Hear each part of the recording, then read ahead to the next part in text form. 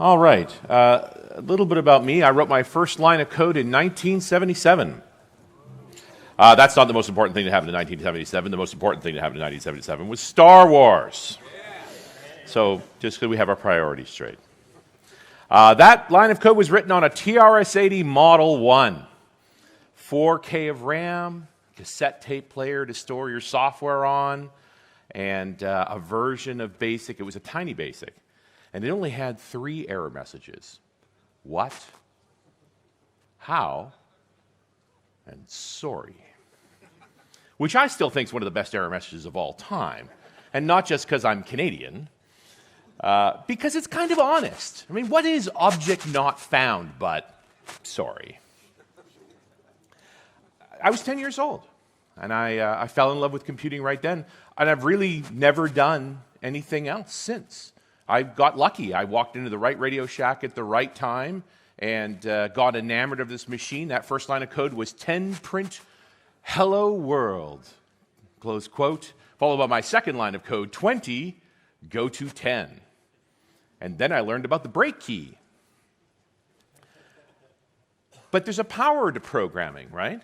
We're all a kind of superhero when we learn to develop software. And it's Mark Andreessen said a number of years ago, software's eating the world. Everything is kind of software driven. And for me, as a 10-year-old, I wasn't thinking about any of that. I just thought it was cool. But as I got older and this became my career, I discovered you can do pretty much anything you want in technology. Just think creatively, explore the possibilities. I found a way to travel the world, to take gigs based on the fact that they were in a country I'd never been to. That's one way to choose work, because there's always more work than we can hope to do. And it led to lots of opportunities, and if you listen to the podcast or that, you know I've had a lot of fun with it. And had an opportunity to help people along the way as well. But the first time I really saw software and disaster response come together was Katrina. That's 2005 now, if you're keeping track. So more than 10 years ago, Hurricane Katrina tore up the Gulf Coast, especially New Orleans. And that was the time of the internet, at least. You know, the dot-com boom had already come and gone. And we had the internet, and it was really the first time we saw the internet doing its thing. Groups of people got together during that crisis, and they created software to help people. One of the most famous aspects was animal rescue. 600,000 pets were abandoned during Katrina, and they had to be matched back up with their owners. In fact, it's interesting, in the United States at least, 2005 in the Katrina event was a turning point for pets, because a lot of people refused to abandon their animals and so stayed while the hurricane was going on and put themselves in jeopardy as well. They're members of the family, and since then they've now incorporated rescue systems. There's been software ever since. I met a fellow who wrote one of the apps that people were using to try and match up lost animals with their owners.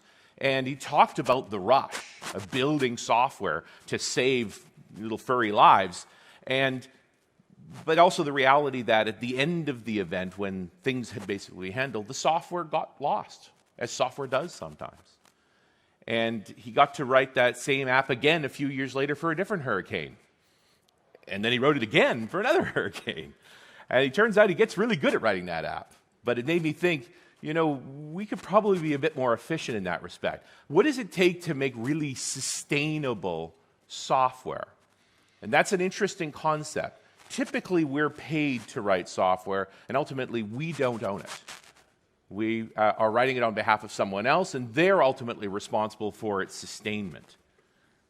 But you know as well as I do, when you leave, when you stop working on that particular piece of software, it's vulnerable. It's hard to keep a piece of software alive when the core people that wrote it aren't involved anymore.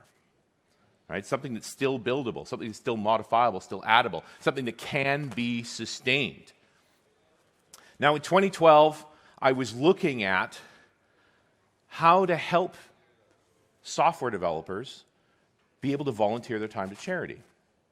Because I know, and you know, that software is not actually free. It doesn't matter if you give the software free away. Software is free the same way a puppy is free. and people have to live with software. And if you donate your time to a charity to create something, they have to live with that. Maybe it's a weekend sprint where you create a brochureware website. At the end of that weekend, you get to go home, but the charity has to continue to operate that software. And so if I wanted to allow developers to be able to exercise their skills to help people, the real challenge is how do we allow you to be able to stop and be able to come back to it later, sustain that software between those times that we're able to do volunteerism.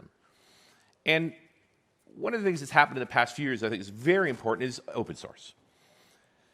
Open source sort of acknowledges this idea that the source code's not the asset. You know, one would argue the ability to build it is a more important aspect of that. But open source confuses folks that aren't in this space. Let me get this straight. And I think Daniel Pink said this extremely well. You work all day writing code. And then, when you go home at night, you write more code for free.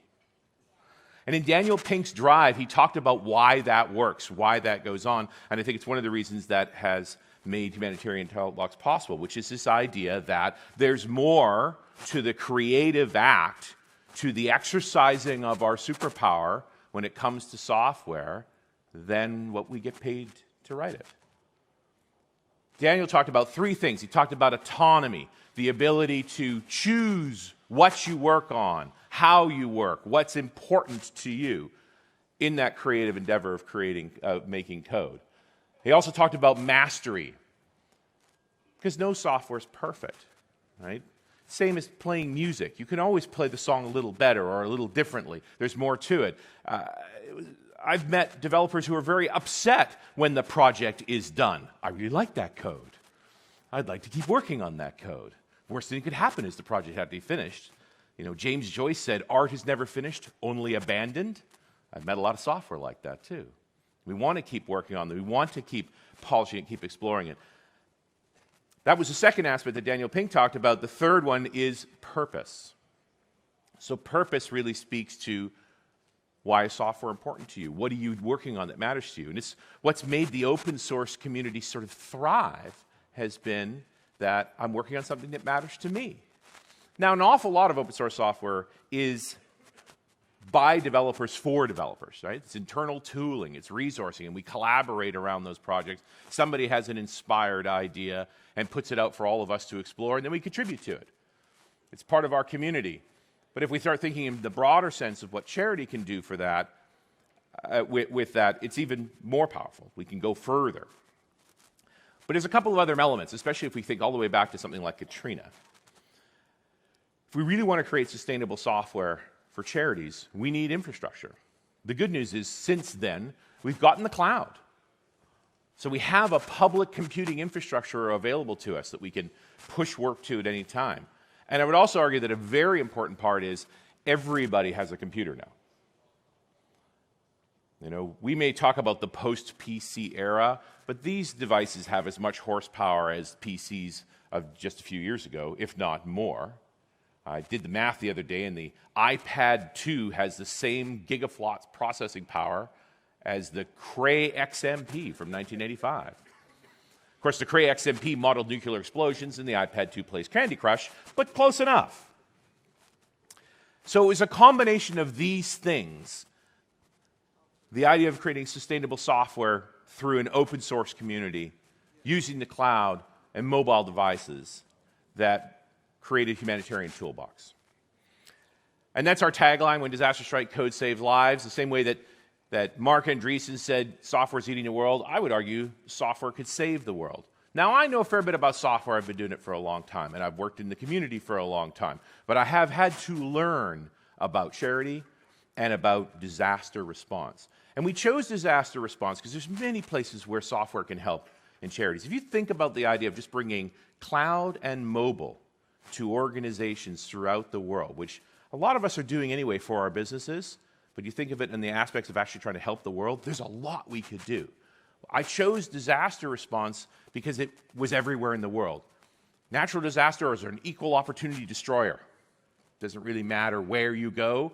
folks are impacted by that. And there are developers all over the world that want to help, so let's get a mission that actually covers enough things. But as I've spent time with disaster relief workers and folks that really know this space, I've gotten another mantra from it. This actually comes from my friend Jim McGowan of the Red Cross. He said, we need to focus on outcomes, not outputs. What's an outcome? An outcome is a life saved, right? An output is some lines of code. And it's easy to focus on outputs because those tend to be the things we do, where outcomes are what happens from the things we do. And it's harder to think about those things. And I've been focused a lot on how do we measure outcomes rather than outputs. So it's not enough to just write code. That code has to work. And it has to be used in a meaningful way that actually creates an outcome that's important. So we started back in 2012. We actually became a registered U.S. charity in 2014. And we've been working on projects ever since, and I'd love to talk to you about a couple of them. Disaster response is an interesting space, and it's also evolving. So one of the projects I could talk about is called the Checkin service, or Crisis Check-in. And it speaks to this idea that when a major natural disaster occurs, a lot of people descend on that site to help. Now, a couple of decades ago, that would be a half a dozen organizations, mostly governmental, that would arrive and coordinate with each other to do the key things that happen, that need to happen in a disaster response. Saving lives, protecting folks that are harmed, get them into safety, start restoring their homes, get them back to their normal lives, right? Those first few things happen in a matter of days. Later, after that, it can be months or even years to complete that recovery. But I would partly blame the internet for this, but generally I would blame activism as a whole. Today, when you talk about a major disaster, it is literally hundreds of organizations with thousands of volunteers that arrive on a site. And organizing them is not a small problem. Now, these organizations tend to be vertically integrated or siloed. So, for example, you talk about an organization like Doctors Without Borders, an extraordinary group of people, fantastic organization, mostly has doctors, oddly enough. And that's great. They come with their own portable hospital if you're talking about a major disaster site. But when you actually talk about mitigating a disaster, you have to reorganize folks into teams. So that's going to be some engineers. That is going to be some medical skills. That's going to be some volunteer types that can fill sandbags and do heavy lifting and operate machinery and so forth. This composing of teams takes time. It's an organizational challenge, especially when you're talking about the sheer size of a major disaster site. And I scrounged the internet for some pictures of what it looks like to organize this without technology. The way it's always been described to me is whiteboards and Post-it notes. This actual picture, by the way, is the command center for the Fukushima disaster in 2011. The app we've been building for the past 2 years is called Crisis Check-in, and you'll see it's been written by developers, not user interface designers. And our sponsor for this project is an organization called the National Voluntary Organizations Active in Disaster, or NVOAD.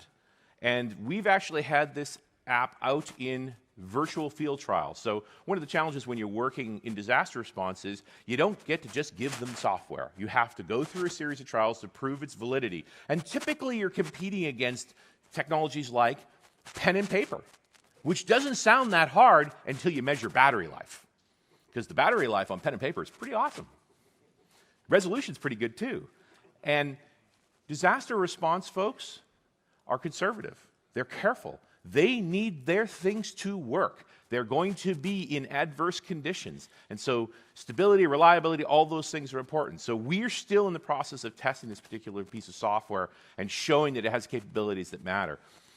What's fun about this particular piece is that another thing is emerging from this. Because we all have these digital extensions to our bodies, these smartphones now, one of the opportunities is to increase data flow.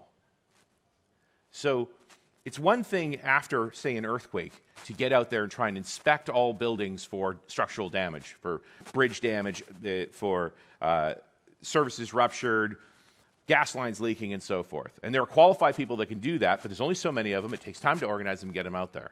And yet, every citizen, for the most part, in many parts of the world, has a camera and a piece of technology, and it generally comes with GPS data to boot. Could we start capturing that data and feed it into a system to do faster disaster assessments, to look at a larger picture of what's going, or at least to know, with the limited skilled resources we have, where we should look first? And so one of the features we're exploring now is that social media data collection.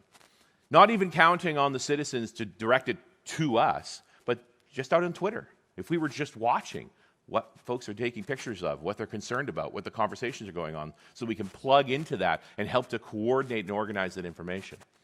This is a force multiplier. That's what we actually do in software. In fact, it's all we've ever done in software, if you think about it. I once described this to a non-technical CEO. It says software and computers are only amplifiers. They can amplify your intelligence, or they can amplify your stupidity. Let me know which one you want. This is an interesting force multiplier, that we can allow a large, diverse, dispersed group of people to gather data for us so that we can respond faster, get to where we need to be sooner, and get people back to their regular lives more quickly. That's what Checkin is all about. The project that we worked on this week is a project called Already. Now, Already is more of a preparatory project. It's fun to to focus on disaster response, but it's not the only element to it. And disaster response software is very challenging to write. It's very interesting to write. We have to contend with different things. You know, one of the conversations is always, well, we can't use smartphones after a disaster because the cell networks don't work. Which is not necessarily true, because while the cell networks never work perfectly, ever, they never fail completely either. They're remarkably resilient in adverse conditions. They can take a beating, and some of it will still function. And in fact, these days, most disaster response organizations are highly motivated to take advantage of cell technology, because generally where you find a phone in a disaster site, there's a person that needs help beside it. And so they'll even bring in portable cell towers, trucks with expanding masts on top of them and generators so they can stand up a cell node on demand. And so you can locate those phones while they still have power and get to the people that need the help. And then disaster response workers can leverage that network to gather additional data. So I know we're thinking, because we're all developers here, about how would I implement this, what would I think about on this. We can't help ourselves. It's like a disease. One of the fun parts about doing this is dealing with a damaged network. You can't count on 4G.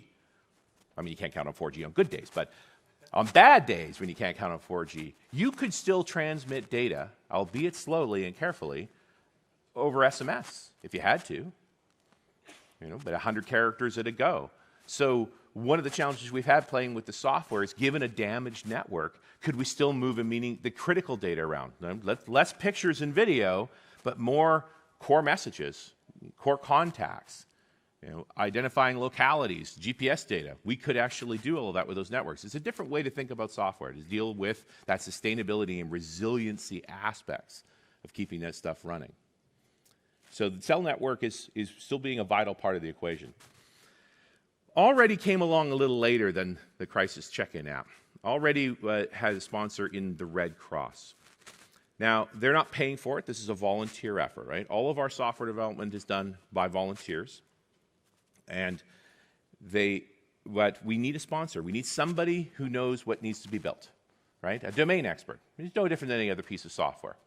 And in this particular case, the project was really about utilizing volunteers efficiently. How do I make sure that when someone volunteers their time, we make sure they make as big a difference as possible? And it's been a mission for me now, working in Humanitarian Toolbox as well. If you're going to write code for me, how do I make sure that you feel like we've spent your time wisely? I'm thrilled to death that you donated a day or a half a day or a few hours to one of our projects. How do I make sure that you can actually work on something meaningful? It's all about organizing, right? Make sure we use that time efficiently. So Already is more of a preventatively focused app. The case study, the thing we're actually building right now for the working with the Red Cross on this, is putting smoke detectors into homes that need them. These are often low-income homes, but there's a variety of reasons why someone might not have a smoke detector or not have a smoke detector that works. And smoke detectors are not expensive, and they save lives. There's no two ways about it. And in North America, the Red Cross has groups of volunteers that will go to a house fire where the family is displaced. They're all volunteers that go to these things, and they typically arrive with blankets and teddy bears, cell phone numbers, and contacts. If you've got a family standing out on the street watching their house burn, they've probably got a little bit of stress. And it's good to have someone that can help direct them to what happens next and how they get going from there. And the Red Cross is remarkably competent and capable at these things. Their volunteers are extraordinarily compassionate people that make all of that work. But they'd rather be out of the business. They'd rather that fire never got to that point, right?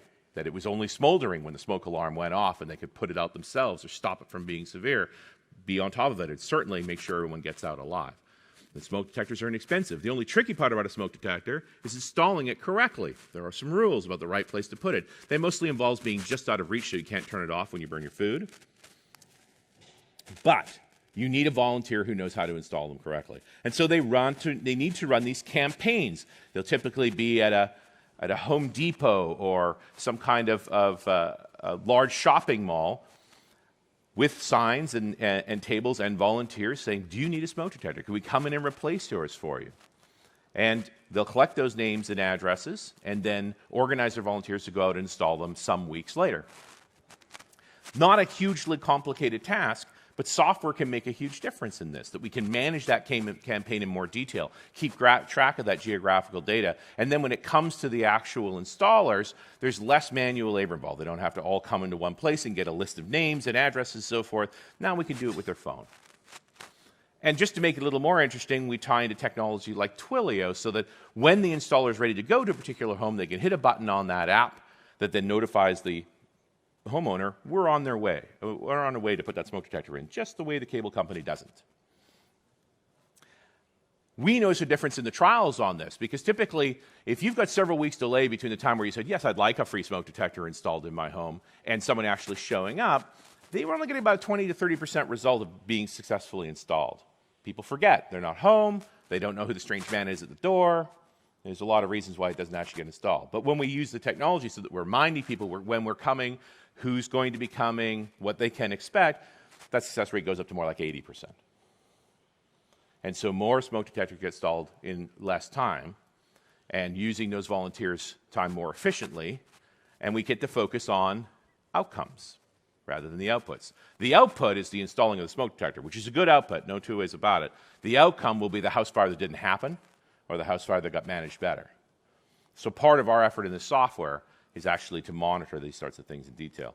The good folks here at NDC offered up one of their workshop rooms over the past couple of days so that we could do a little code-a-thon around already, and we had about a dozen people come out and work on the project and put a few pull requests in. We moved that needle forward. And I have to give a round of applause to Jacob and the team. Like, thank you so much for the space.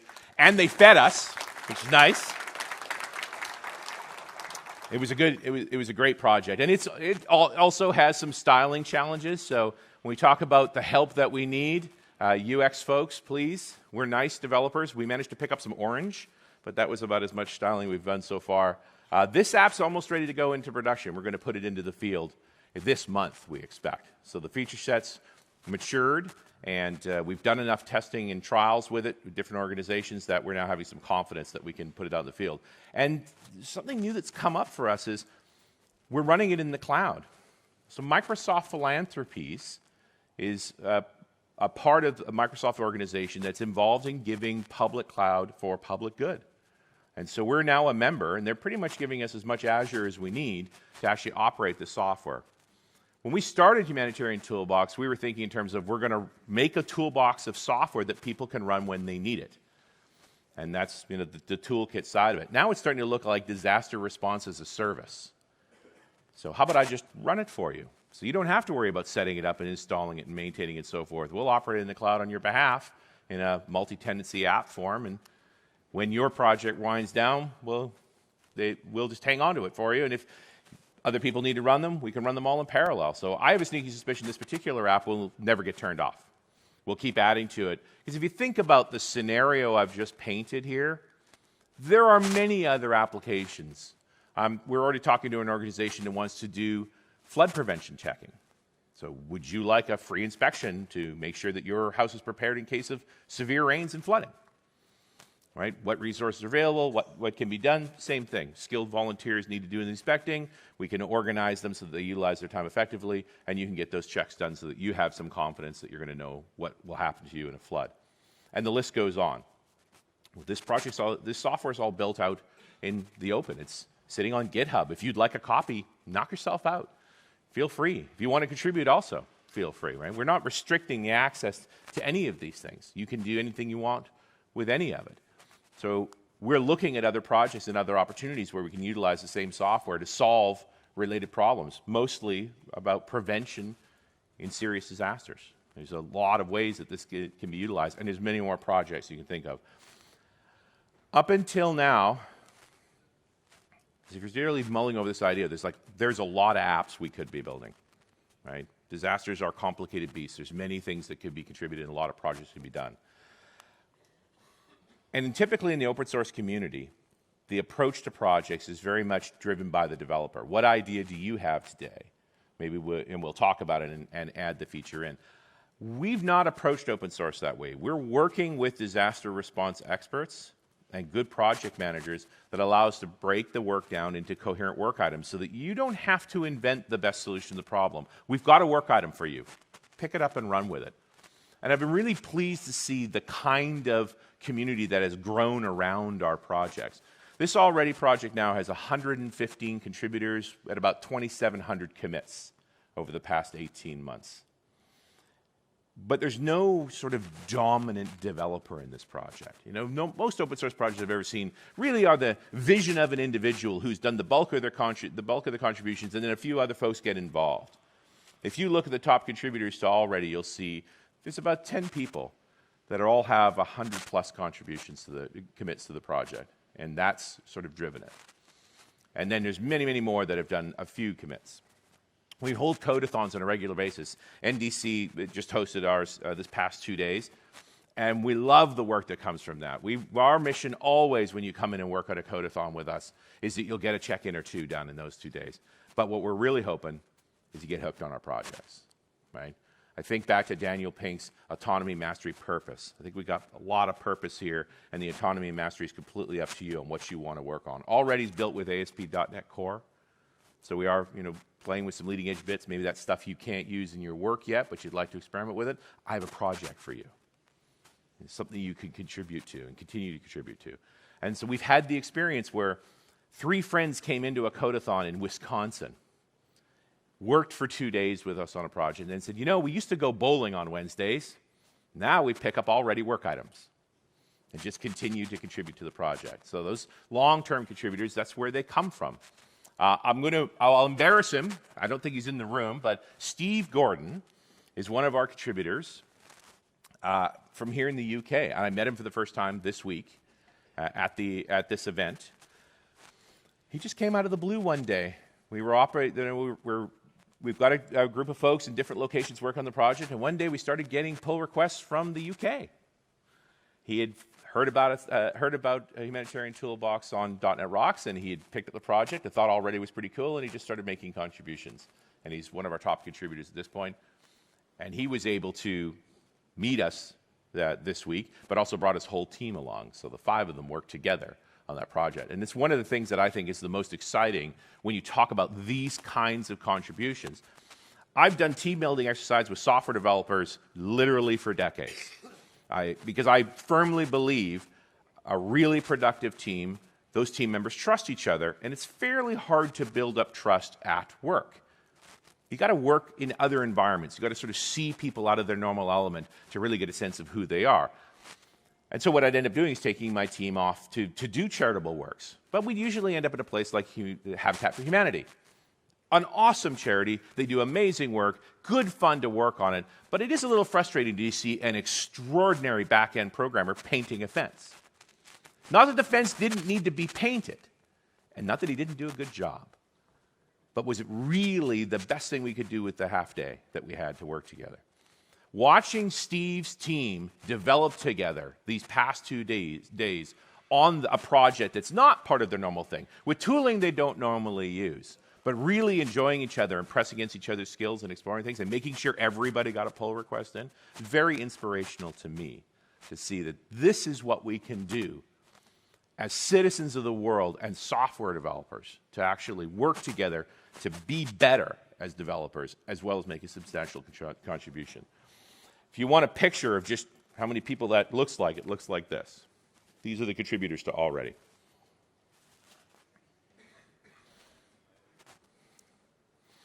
And this is the guys from the past 2 days. That's Steve on the right there. Thank you, Steve, and a bunch of his team. It's people writing software, right? We're helping them to make sure they're working on the right thing. We just organize the project, keep the work items flowing, some easier ones, some harder ones. We explore ideas together. And one of the talking points over the past 2 days has been we need to manage multiple identities. So we're going to talk to Dominic and Brock about Identity Server as the right way to manage identities across multiple apps. You get to explore those technologies. I mean, one of the fun parts for us on this project is because of this community, when we ran into issues with time zones, who did we call? John Skeet, because he's pretty much the only guy on the planet that actually understands them. And John, being John, just jumped into our Slack channel for a half an hour and talked through the problem and how we'd use Note of Time for it and helped us move forward. And after he was gone, the team members were like, was that really John Skeet? It's like, yes, we just had a drive-by by John Skeet. When you work on these kinds of projects, you get an amazing group of people that come out and get involved with it. And there's so much more to build. We're coming into V1 with Already. Crisis Checkin needs to go through a couple more trials before it can possibly go in the field. I've held this down to just a couple of projects because I know I need to focus on outcomes, not output. We could have run many projects at once, but it slows down the outcomes. So we're now coming into an important set of outcomes. We're going to light up more projects, and we could use as much help as we can find. If you would like to get involved with us, htbox.org is the website. We also own humanitariantoolbox.com, so if you know how to spell humanitarian, that's another way to get to the site. We're on GitHub. The projects are there. You can take a look at them. You don't have to deal with us. You can just go straight through GitHub for everything. We have a Twitter handle. That's my Twitter handle as well. You'll see me talk about this and worry about this on a regular basis. We can use your help. There is so much code to write, and there are many more outcomes we need to achieve, and I hope you'll be a part of it. Have a great NDC. Thank you so much for coming out to see us, and I'll see you all week. Thank you.